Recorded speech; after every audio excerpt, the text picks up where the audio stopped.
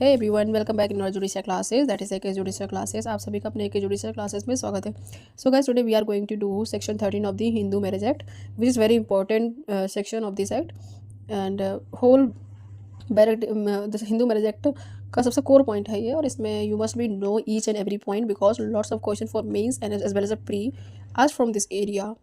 ठीक है, तो let's start. What the section 13 is talking about, it is talking about the divorce. Section 13 जो है वो डाइवोर्स के बारे में बात करता है। ठीक है, इसमें क्या लिखा है, एनी मैरिज सोलमनाइज। अब ये सोलमनाइज जो वर्ड लिखा है ना, इसको जैसे ही ये वर्ड आया आपको तुरंत इंटरप्रिटेशन करना है। You must B interlinking, do interlink with section 7।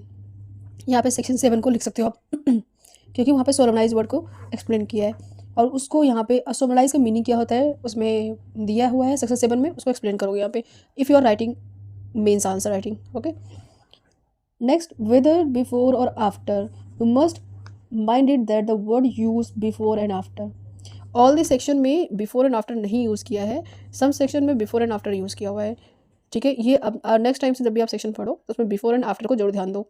क्या लिखा है, बिफोर एंड आफ्टर मीन्स जब भी ये एक्ट आया उससे पहले कोई ऐसा एक्ट हुआ हो या फिर उसके बाद, तो वहाँ पे ये जो पॉइंट्स दिए हुए हैं इसके बिहाफ पे you can claim divorce.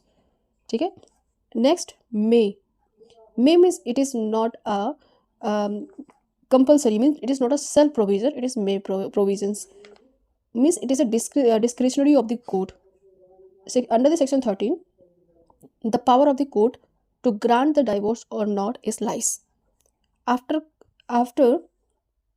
satisfy himself, that is the court must be satisfied with all these points, या फिर whatever the allegation has been made for taking the divorce, the court must be satisfied with all the facts and circumstances, then after grant this divorce, because it is a Hindu marriage law. You can see the essence of the Hindu marriage also. See, you can once while you are writing the main answer, जब आप main answer writing लिख रहे हो उस time इस वाले parts को आप लिख सकते हो। देखिए यहाँ पे क्या लिखा है, it has also be kept in mind the before granting a prayer या फिर permanently snaps the relationship between the party to the marriage, every attempt should be made in maintaining the sanctity of relationship which of the important not only for the individual or the children but also for the society. ठीक है, it would be too hazardous to lay down the general principle of universal application. एक general principle के base पे decision नहीं देना है। जज must be no और maintain the sensitivity of the relationship. ठीक है, और उसका इंपॉर्टेंस क्या है उसको भी जज पढ़ के और समझ के तब जाके वो डिसाइड करेगा। तो वो जो चीज़ है वहाँ लिखा है, वो चीज़ जो डिसीजन पॉइंट पे लिखा है आप यहाँ पर डाल सकते हो कि ज़रूरी है, जज मस्ट बी नो। नेक्स्ट हमारे इसमें वर्ड क्या लिखा है, on petition presented either by husband और द वाइफ, मीन्स सेक्शन 13 जो है इसमें जो पिटीशन फाइल किया जाएगा, जो भी कौन केस कर सकता है वो या तो हस्बैंड हो या फिर वाइफ हो, whoever is agree party, be dissolve by a degree of divorce, उसको डाइवोर्स मिल जाएगा। ठीक है, डिग्री ऑफ डाइवोर्स मिल जाएगी on the grounds that the other party, अगर दूसरी पार्टी जो है एक पिटिशनर है उसने फाइल किया है कुछ ग्राउंड्स पर। क्या ग्राउंड्स है फर्स्ट इज, यहाँ पे देखो 1 का फर्स्ट क्लॉज हम पढ़ रहे हैं, you must be know this clause also because in exam this question are asked. In 13 sub clause 1 का फर्स्ट क्लॉज है, इसमें क्या लिखा है, हैज़, क्या लिखा है, that the other party has after the solemnization of marriage had voluntary intercourse with any other person other than his or her spouse, means here we are talking about the adultery system which is relented nowadays. आज के time ये use नहीं है, but according to the IPC, not according to the Hindi. यहाँ पे क्या बोल रहे थे हम कि A has after the solemnization of the marriage has voluntary intercourse with any other, मतलब यहाँ पे अडल्ट्री की बात की गई है, एक शादी होते हुए भी दूसरी वाइफ के साथ रहना, दूसरे मैरिड वाइफ के साथ रहना। ठीक है, और उसके साथ फ्रेंडशिपिंग में या फिर उसके साथ रिलेशनशिप में रहना, तो यहाँ पे ये अडल्ट्री सिस्टम है, और ये आप IPC में पढ़े होंगे। IPC में तो आज टाइम ये प्रोविज़न एग्जिस्ट नहीं करता, बट हिंदू मैरिज एक्ट में still it is in existence, because यहाँ पे इन्होंने कोई अमेंडमेंट नहीं किया अभी तक, तो आप इसके ग्राउंड पे डाइवोर्स क्लेम कर सकते हो। नेक्स्ट 1 का ए सब क्लॉज भी है। ठीक है, 13 सब क्लॉज 1 का फर्स्ट मतलब आई आप फर्स्ट बोल सकते हो रोमन में, फर्स्ट का भी 1 का ए। इसमें क्या है, after this solemnization of marriage petitioner को क्रुएल्टी ट्रीट किया गया है। यहाँ पे एक अडल्ट्री सिस्टम, एक क्रुएल्टी, ये दोनों इंपॉर्टेंट पॉइंट्स हैं और ये दोनों यहाँ पे दिए गए हैं। तो ये दोनों फर्स्ट ही क्लॉज के अंदर ही हैं। फर्स्ट क्लॉज के फर्स्ट पार्ट के अंदर ए पार्ट में क्रुएल्टी दिया गया है, बी पार्ट में क्या दिया है, डेजर्ट मतलब डिजर्शन कर दिया गया है। तो ये जो तीनों वर्ड आप सुनते हो ना, अडल्ट्री, क्रुएल्टी और डिजर्शन, और ये ए, सी और डी इन सीक्वेंस में है। फर्स्ट पॉइंट में अडल्ट्री, सेकंड पॉइंट में क्रुएल्टी, थर्ड पॉइंट में मीन्स ए का बी का जो पॉइंट है उसमें डिसर्शन है।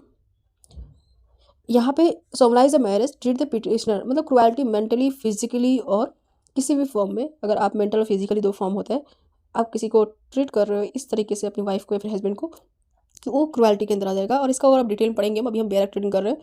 क्रुएल्टी अपने आप में बहुत ही डिटेल मीनिंग है इसकी, अलग अलग फॉर्म में क्रुएल्टी की जा सकती है। मेंटल के अंदर, फिजिकल के अंदर बहुत सारे टाइप्स की क्रुएल्टी है।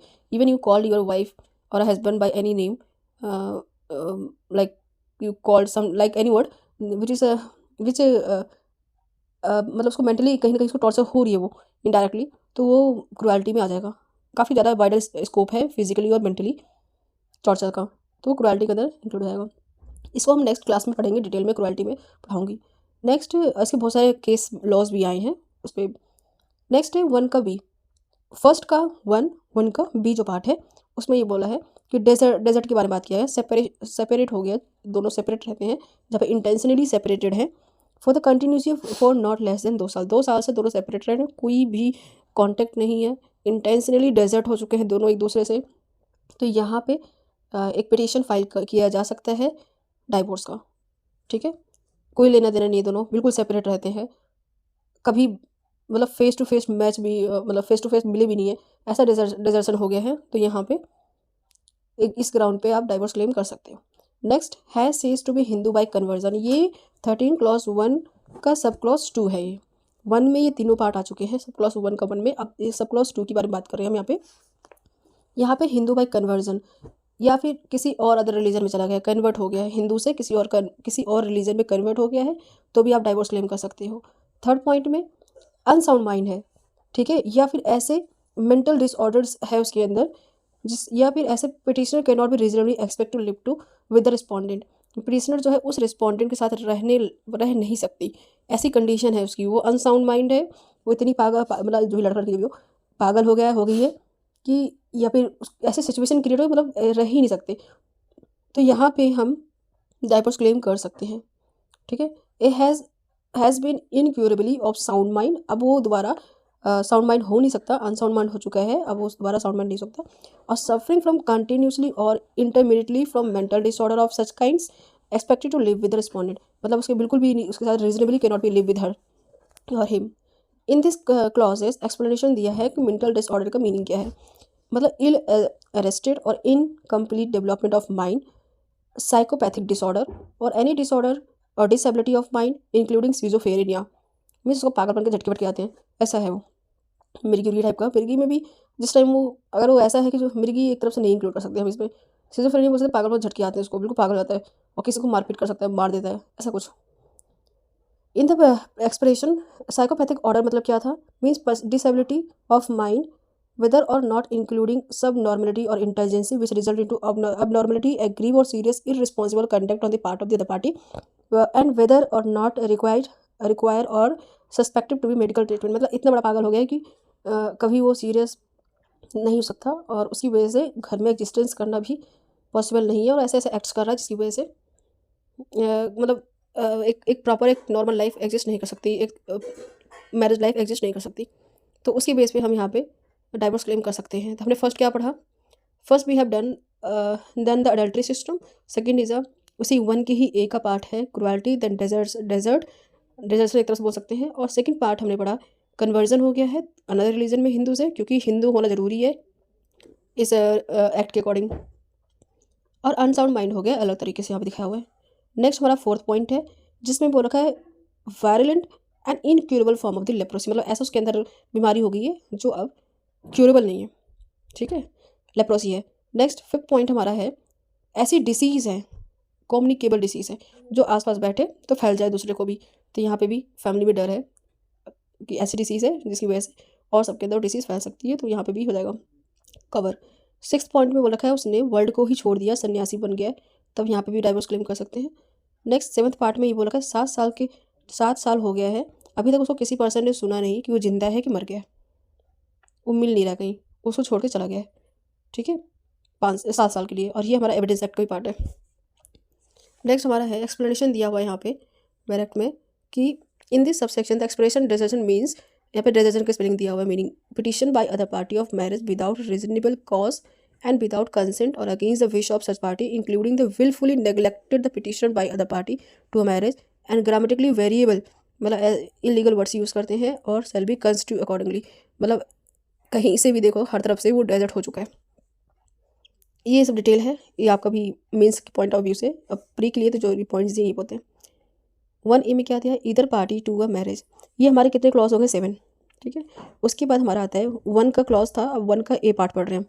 ये सेक्शन सब क्लॉज 13 का 1 था, ये हमारा 1 का ए है। इसमें क्या है, इधर party to a marriage whether सोमलाइज before after the commencement of this act may also present the petition for resolution of marriage by the degree of divorce on the ground, और भी पॉइंट्स दे रखे हैं कि हम यहाँ पे डाइवर्स के लिए क्लेम कर सकते हैं। ये जो पॉइंट है क्या लिखा है, ईदर पार्टी। अभी हम सब क्लॉज 2 पढ़ेंगे, only it is available for the wife, ठीक है। ये जो पार्ट है मैं आपको डिटेल पढ़ाऊंगी नेक्स्ट क्लास में, लेंथी वीडियो हो जाएगी नहीं तो। ये देखिए क्रुएल्टी के बारे में मैंने कहा था, ये क्रुएल्टी देखो अपने आप में कितने लेंथी ग्राउंड्स हैं इसके, 9 और 10 टोटल टाइप के, 12 टाइप के यहाँ पे क्रुएल्टी दी प्रोवाइड की गई है, किस टाइप से आप क्रुएल्टी कर रहे हो। ओके गाइस, नेक्स्ट क्लास में हम आगे पढ़ेंगे इसको डिटेल पे।